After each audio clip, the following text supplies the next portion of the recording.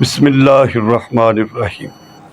ہم دعاؤں میں اکثر اللہ سے یہ مانگتے ہیں کہ اللہ ہمیں زیادہ مال دے، کثیر مال دے۔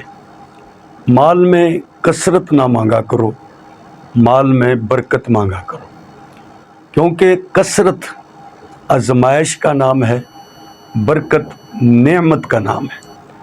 کثرت نصیب ہے، لیکن جو برکت ہے وہ خوش نصیبی ہے۔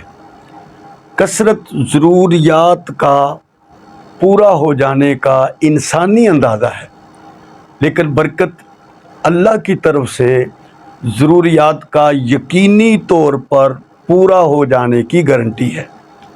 کثرت کی خواہش پہ انسان میں بے سکونی آ جاتی ہے، اور برکت کی خواہش انسان کے اندر صبر و قناعت کو لے کر آتی ہے۔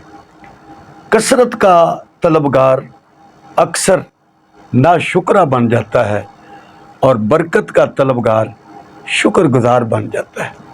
کثرت والے روز محشر حساب و کتاب میں پھنسے ہوں گے، اور برکت والے حساب کی سختی سے روز محشر میں محفوظ رہیں گے۔